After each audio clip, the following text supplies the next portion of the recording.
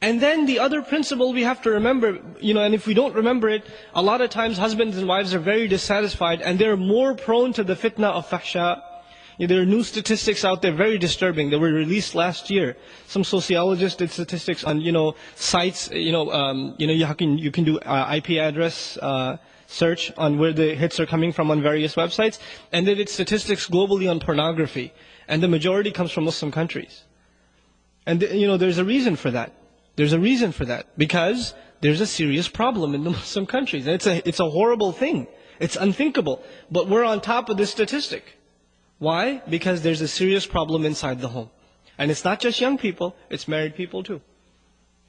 We have to change the way we take care of our families so we can address these problems. And if we don't address them, then we're not able to guard our privates. Not our eyes, not our hands, and then things get worse beyond that, right?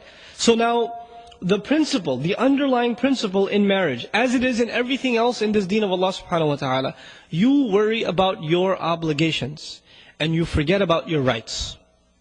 I know that sounds very harsh. But if you can do that, experiment it for 6 months. Forget about your rights, worry about your obligations. What can I do for my wife? What more can I do for her? Can I buy her a gift? I haven't given her anything for a long time.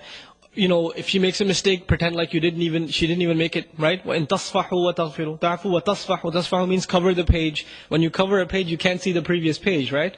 So if your wife makes a mistake, you pretend like you don't even see it, right? Instead of bringing it up and again with this, So you cover her mistakes and you go out of your way to fulfill your side of the obligations. You go out of your way to show sabr and compassion and overlooking, and even the hurtful comments, you don't respond to them except with a smile, etc., etc. You go out of your way to do your part. Because when you start expecting, you expect certain things from your wife. She should take care of me.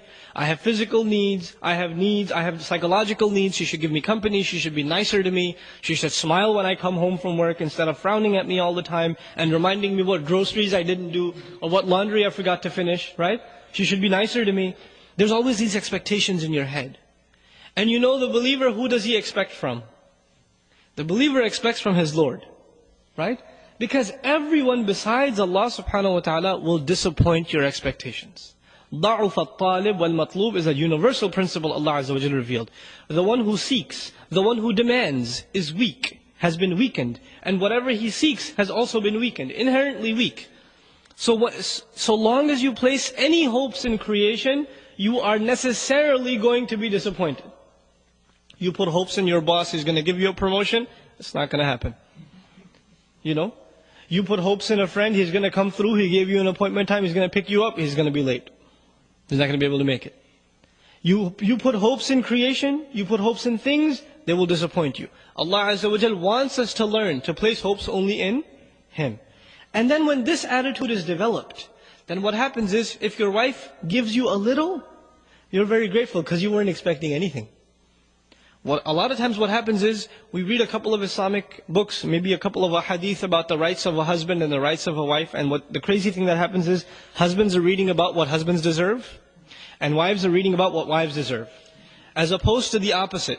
Husbands are supposed to be reading about what? What the wives deserve. But everybody's obsessed with themselves. They're selfish. Even when they come to Islam, they learn and they study that which serves them. So for example, parents, they may not know any Qur'an, but they know وَبِالْوَالِدَيْنِ إِحْسَانًا. They know that one. They don't even know where it is in the Qur'an, but they know this by heart. Right? Why do they know this by heart? Because it serves them. Right?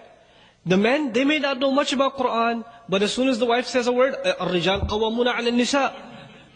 The men are qawamu, because it's self-serving. Now you're not a servant of Allah subhanahu wa ta'ala, you're using Allah's deen to serve yourself, right? So one has to understand, our deen first and foremost is a responsibility to fulfill our obligations. So we study and we learn how do we excel with our wives? How does the wife excel with the husband?